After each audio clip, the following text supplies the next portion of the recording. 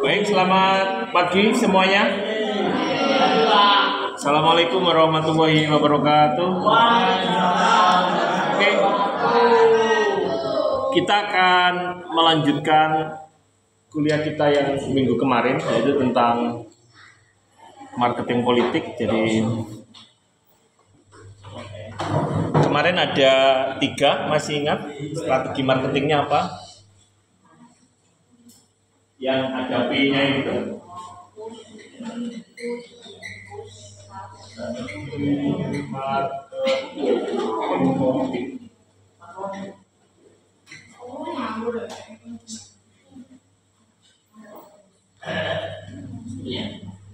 ini ada positioning,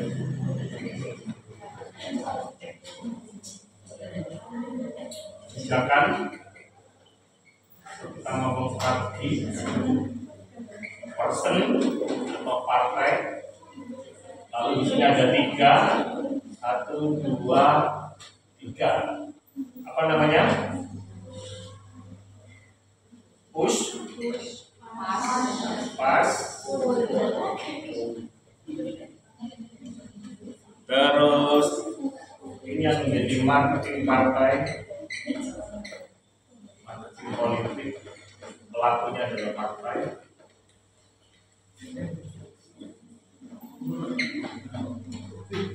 Yang nantinya ini adalah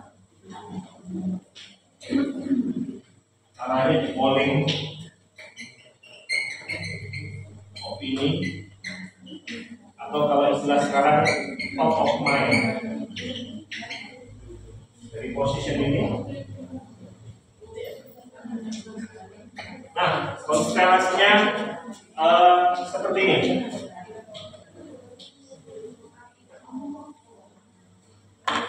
Jadi strategi marketing politik, kalau saya boleh review dari awal kemarin, kita mulai dari positioning dulu. Siapa diri kita, kekuatan kita di mana, kelemahan kita di mana, tantangan kita di mana, opportunity atau kesempatan kita bagaimana, itu dihitung betul. Itu yang menjadi dasar untuk kita melakukan apa yang namanya positioning. Nah, ketika sudah positioning, maka akan ada kebijakan, akan ada strategi, baik itu orang-orang politik, komunikator politik, atau partai politik. Lalu ketika sudah ada strateginya dia dapat dari mana? Dari positioning. Baru dia menjelaskan, lalu dia menggunakan teori ini, yang arahnya itu menjadi strategi marketing politik kita, yang tujuannya apa? Untuk mendapatkan polling, opini. Kakak, kamu ketawa aja dari tadi, ketawain apa? Ini Mbak, lapo, lucu aja Pak. Biar gak apa, biar lucu Pak. Pak mau jaga kelas ya? Iya Pak, tapi kalau nggak kuliah keluar sana, nggak apa-apa ya. Nah, ini menjadi sebuah sistem tanpa kita sadari. Karena apa? Kan pemilu terus berjalan loh. Fenomena politik, peristiwa politik terus berjalan. Dan dia menggunakan ini terus. Bagi orang-orang politik, setiap peristiwa, setiap problem itu bisa masuk dalam sebuah positioning. Termasuk krisis iklim, termasuk bencana. Betul nggak? Ada banjir, ada kebakaran. Itu adalah sebuah sarana untuk mendapatkan apa? Untuk ini, untuk menarik opini siapa? Para pemilih. Menjadi polling, oh ternyata aktor politik ini peka ya terhadap kepentingan masyarakat. Oh, komunikator politik ini orang-orang, oh partai ini ternyata tahu ya kebutuhan masyarakat di mana. Nah, ini harus pinter. Nah, orang-orang komunikasi dasarnya ya di sini. Kamu nanti ketika masuk terjun di wilayah menjadi marketing politik, konsultan komunikasi politik, strateginya ya nggak jauh-jauh dari sini apa. kamu bisa mengembangkan bahkan lebih bagus lagi, bisa berkembang lagi teorinya. Karena apa? Karena setiap peristiwa perubahan, dinamika berubah. Bisa jadi ini nggak hanya pas push sama pull saja, mungkin ada P yang lain kan, gitu. Nah, apa sih peran marketing politik itu? Yang pertama adalah kontribusi marketing dalam dunia politik terletak pada strategi untuk dapat memahami dan menganalisis apa yang diinginkan dan dibutuhkan oleh para pemilih. Apalagi kalau mau mendekati pemilu atau itu harus peka betul.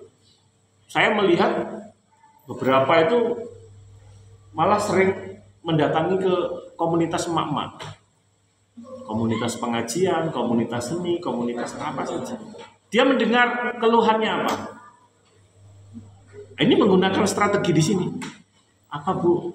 Pak, niki kula selawatan terbangan kula alatipun jebol kabeh, Pak. Dia telepon ajudannya, suruh ngebel, suruh belikan alatnya. Langsung secepat itu. Untuk apa? Ya untuk mendapatkan apa yang dibutuhkan. Arahnya ke polling itu tadi.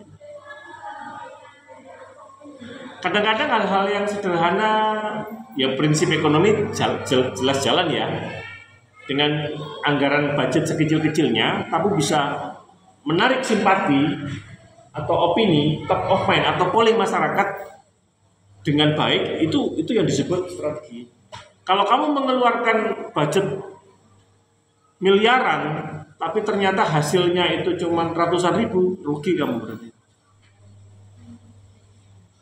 Tapi kamu menggunakan budget yang pas-pasan, tapi mendapatkan polling opini yang optimal. Budgetmu cuma 10 juta, tapi hasilnya setara dengan kamu mengeluarkan 100 juta. Itu sudah beda. Nah, ini yang dibutuhkan di situ. Lain budgetnya gede, disebarkan duit sopo sing gak iso. Cuman kan seninya tidak ada di situ, marketingnya kan tidak jalan gitu. Karena marketing itu begini.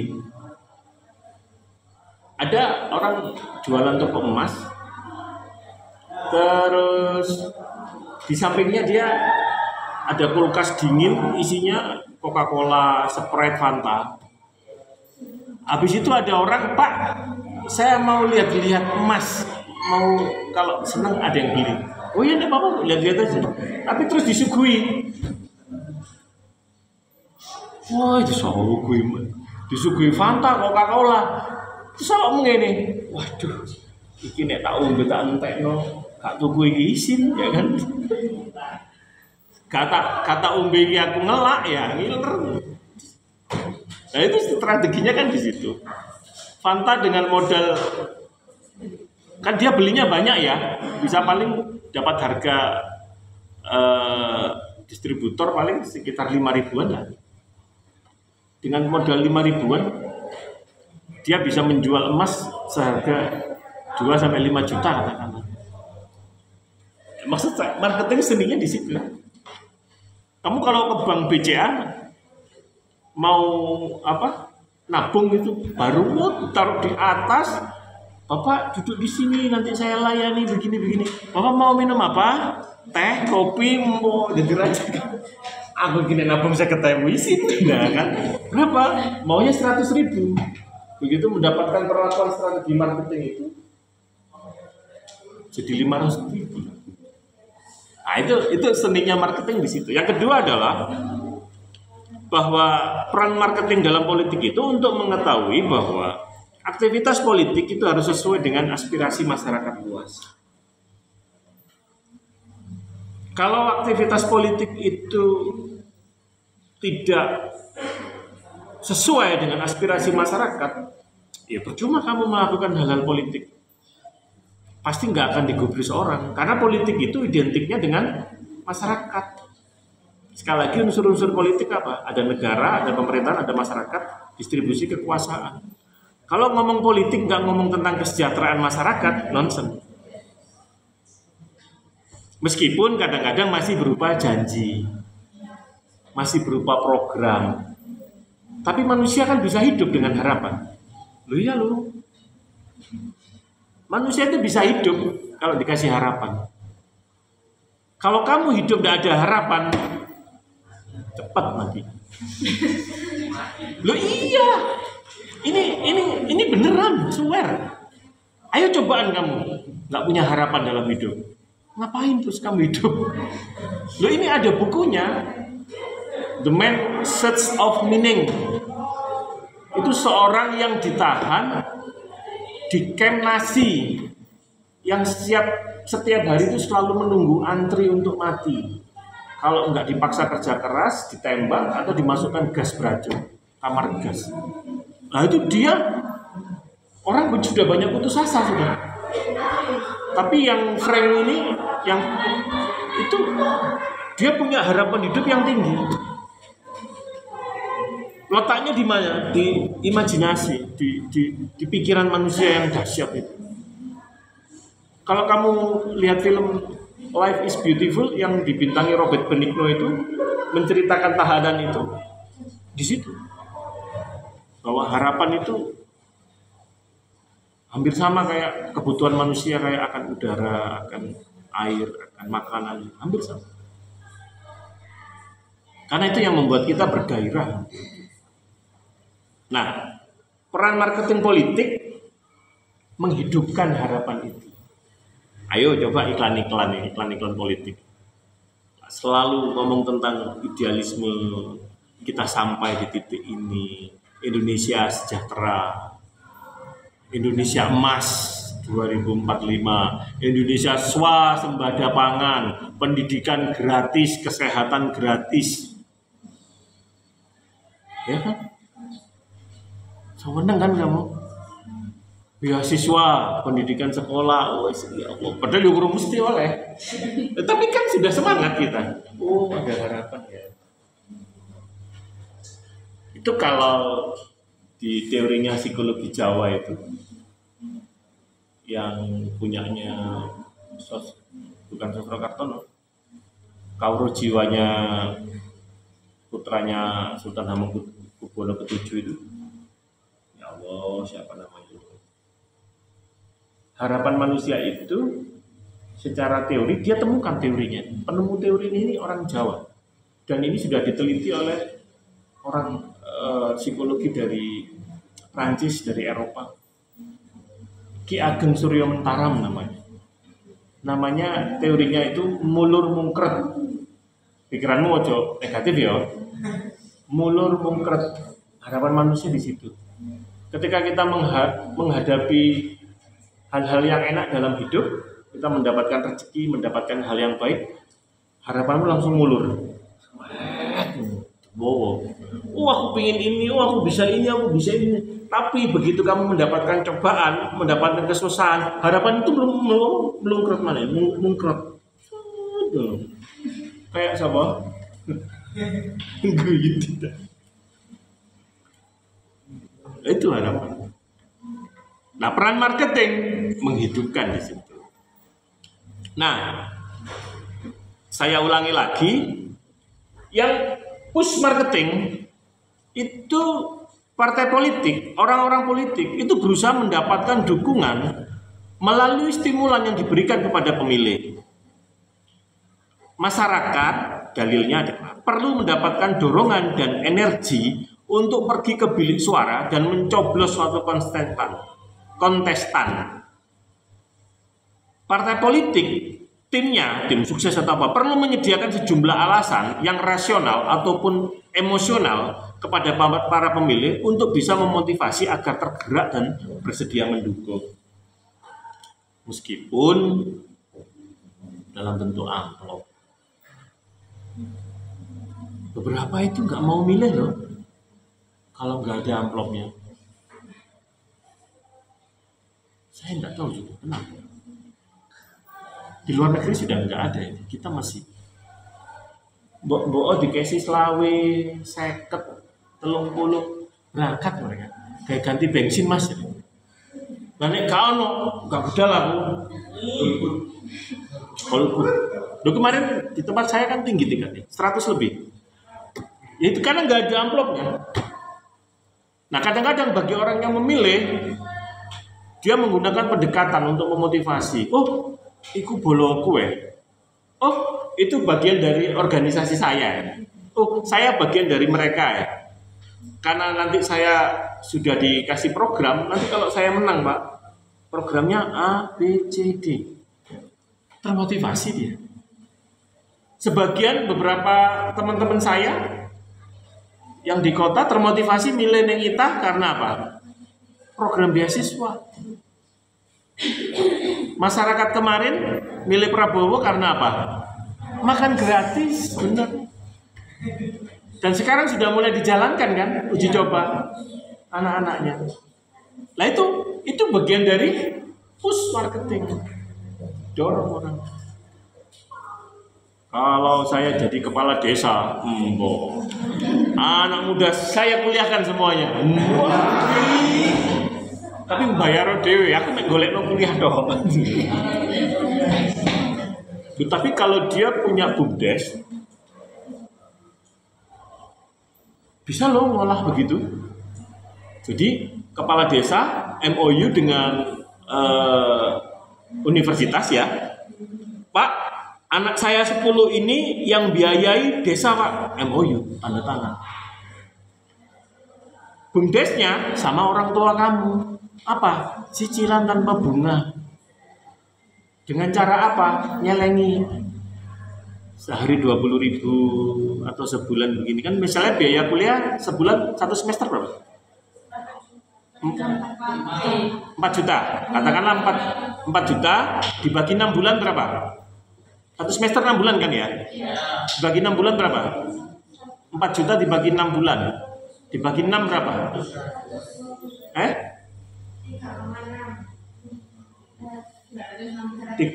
300 dibagi per bulan. Ono sewuan men. Ya. Atau 10.000 ya? 10.000 ping 30, 300 ya? Sehari 10.000. Nyelengi. Terus cicil ke desa.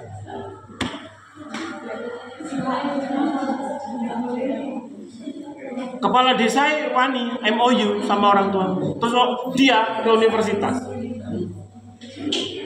Kalau saya jadi kepala desa, pendidikan anak-anak desa harus tinggi. Kok S2 ya ngono? Ayo, sing gawe S2 sapa? Pakai kan? Apalagi kalau di desa itu ada BUMDesnya. Tambah asik gitu. Dia bikin CSR. Cuman kan nggak sekreatif itu kan kadang-kadang. Nah, tugasnya politik memotivasi. Makanya di dalam politik yang sekarang ini, yang paling disenangi adalah mereka yang punya inovasi. Fasilitas apa yang mau diberikan ke rakyat kalau dia jadi pemimpin? Itu saja sebenarnya. Nah, yang pas marketing kemarin apa? 2-step flow yang pas. Menggunakan orang lain atau yang disebut opinion leader untuk mempengaruhi orang lainnya atau orang lain. Kalau zaman sekarang bukan opinion leader, influencer. Itu menggunakan strategi pas. Kayak kamu iki lho nek naksir cewek, untuk mendekati si cewek kamu menggunakannya apa? Orang yang disegani sama cewek itu dan keluarganya. Nah, loh, penyelesaian Lesti Kejora dengan suaminya siapa namanya? Itu kan sudah mau pisah kan? Sudah dituntut. Pintar keluarganya. Masuk.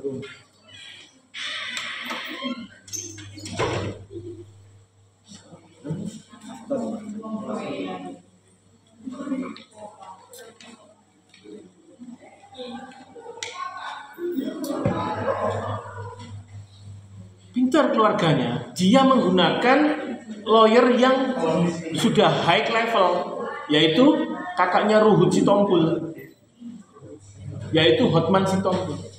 Oh itu pengacara yang kalibernya sudah top. Karena apa? Mainnya tidak di sidang. Dia menggunakan lobby dan negosiasi. Dia datangi orang tuanya Lesti, dia ngomong, "Bapak, Ibu, Mas Rizky memang salah." Dan dia mengakui kesalahannya dan dia meminta maaf. Bapak Ibu perlu mempertimbangkan lagi kalau kasus ini dilanjutkan. Karena apa? Ada anak kecil yang membutuhkan kasih sayang kedua orang tuanya. Kalau bisa psikologinya begini-begini, dampaknya begini-begini. Sudah, jangan mikirin karir, jangan apa. Keluarga dulu. Woi, itu lobbynya sudah tingkat dewa, Pak. Sudah tingkat dewa. Dengan menggunakan siapa? Pendekatan orang lain. Itu kalau pengacaranya bukan Hotman Sitompul, belum tentu itu bisa rujuk lagi. Itu karena apa? Kekuatan lobby dan negosiasi. Nah, pas marketing di situ. Sak kelas ini kira-kira siapa yang paling berpengaruh? Satu kelas ini. Kira-kira kalau ngomong suka dianut sama orang lain, sama satu kelas, siapa kira-kira? Nafa? Hari? Ya katakanlah sing cewek Nafa, sing lanang Hari. Jadi aku nih ono kepentingan, aku ewang ngono ya omongan arek. Fa omong ngono arek. Dan Nafa ngomong ke arek terus jalan. Nah, itu yang menggunakan pas. Nah, pas marketing ini bisa berhasil adalah ketika kamu berhasil memilih opinion leader atau influencer itu untuk yang kamu jadikan. Loh, strategi penjualan kan begitu. Sepatunya Pro ATT itu dia milih siapa untuk dijadikan influencer? Untuk mempengaruhi orang-orang untuk membeli sepatu? Fuji. Dan Fuji itu banyak banjir iklan juga, iklan kosmetik kan? Loh, Fuji loh menurut saya kok tambah lama tambah cantik, setuju nggak? Kok bisa ya? Karena apa? Karena banyak uang. Sama Atta Halilintar lama-lama jadi ganteng ya.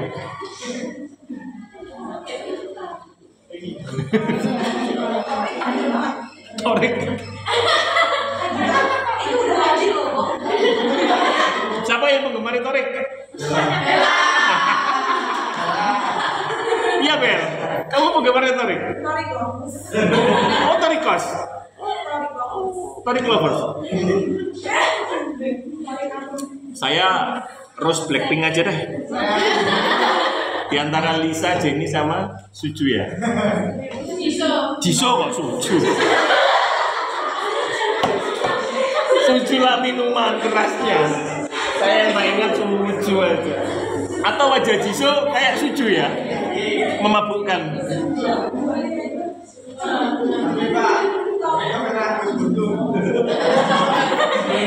Enggak, saya tertarik sama Rose bukan karena dia sukses membawakan lagu APT ya. Tapi saya suka Rose, conversation-nya luar biasa. Kalau dia ngomong bahasa Inggris itu, keren banget. Bisa cetol loh ngomong bahasa Inggris terus. Saya belajar, saya tuh suka Rose ngomong bahasa Inggris itu suka. Nah gara-gara itu mungkin sekarang banyak meme ya. Ada cewek, saya tuh paling suka sama cowok kalau kaget terus ngomongnya bahasa Inggris gitu. Terus ada meme di sahabat rokok, no smoking. Pernah lihat videonya? Iya. Nah itu pas marketing, dia menggunakan orang yang berpengaruh untuk mempengaruhi orang lain. Di Mojokerto ini suka info jalan-jalan atau Mojokerto jalan-jalan untuk mempopulerkan makanan sama bisnis wisata. Nah, saya pingin orang-orang komunikasi bikin kayak gitu loh. Memang susah sih, tapi dicoba aja. Saya yang bikin video itu kemarin masih ingat ya, saya yang bikin video gudeg itu sekarang udah hampir 1000. yang nonton. Sementara yang lain kok enggak, berarti orang sing nonton. Ternyata ada suaranya cewek di situ yang berarti ngene, berarti awakmu yang gue sing ngomong, saya bilang. Ojo aku, nek aku kalau sing reken yang nonton nek. Memang kalau yang menawarkan cewek lebih banyak penggemarnya daripada yang cowok. Makanya cewek sering dijadikan bintang iklan. Kamu mungkin bintang iklan produk terus iklannya Fajar Set Boy sekali.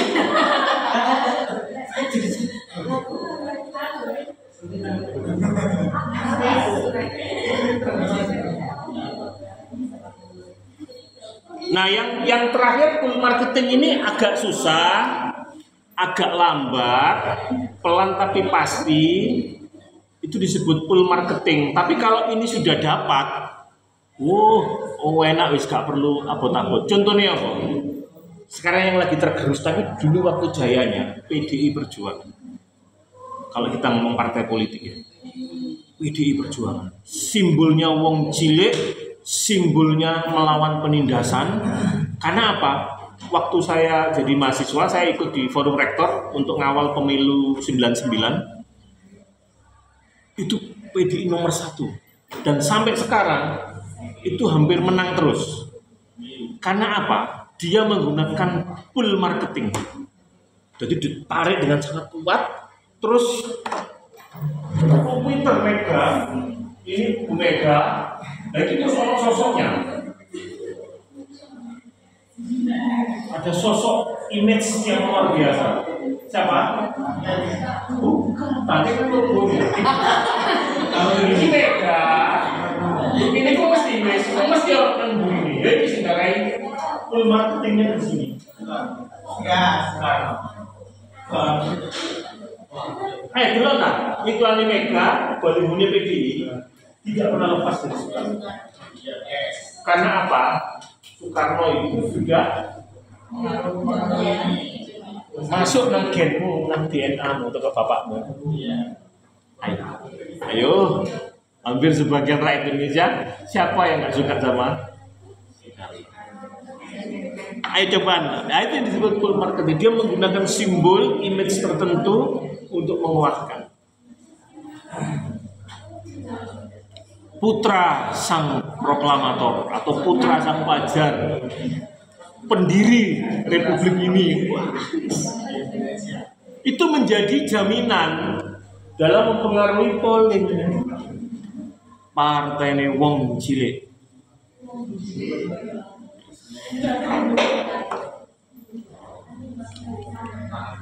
Nah, itulah strategi marketing politik.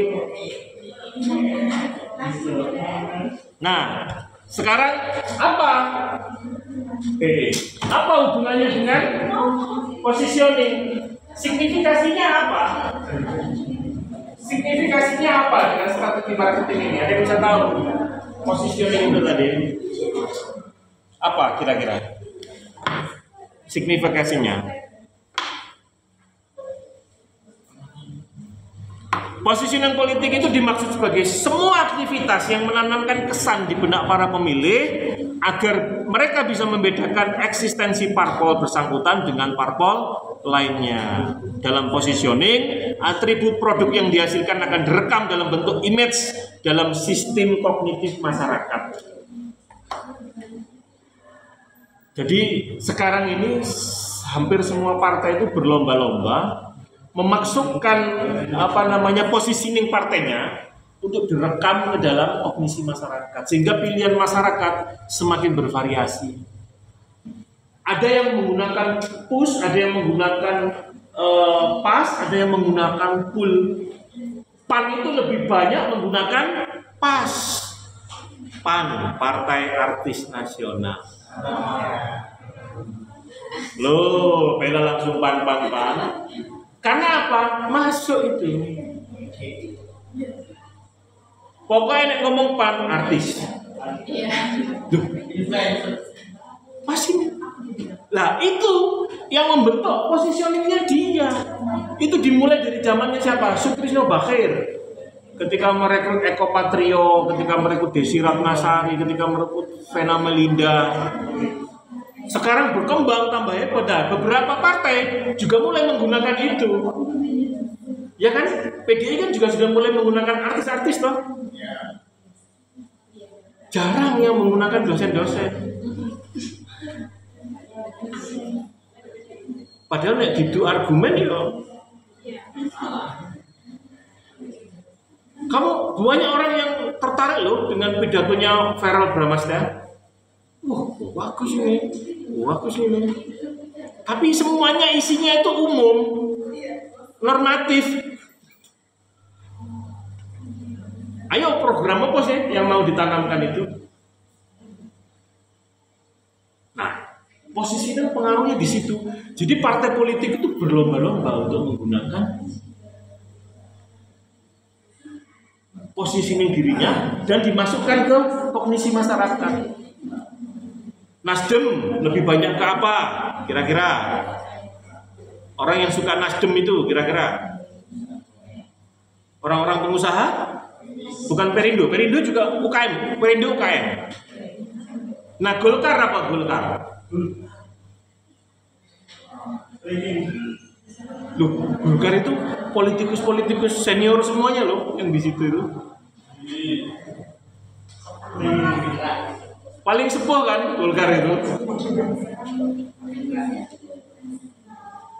Nah, setiap partai politik itu berusaha untuk menanamkan positioningnya ke dalam masyarakat. Oh, begini.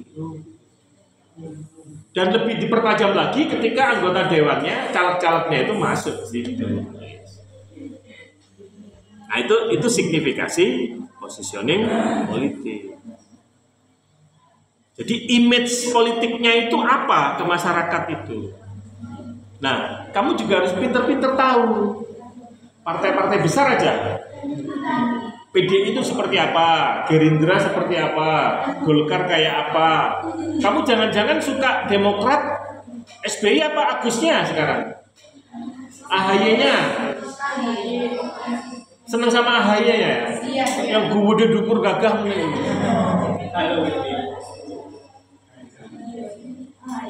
Jadi mereka harus menguasai benak masyarakat itu kayak apa sih? Nah, karena sekarang ini yang menang itu apa? Kim ya, Koalisi Indonesia, maka partai-partai itulah yang akan mendapatkan privilege. PDI akan menjadi oposisi, oposan. Yang menjadi oposisi siapa saja? PDI, PKS enggak ya? PKS masuk. Partainya Cak Imin masuk juga ya? PKB ya? Wah, luar biasa PKB gitu. Dalam sejarahnya PKB tidak pernah jadi oposisi.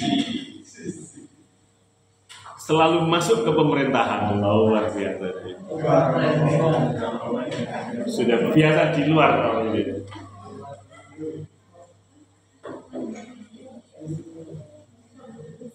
Ada pertanyaan dari sini? Oke.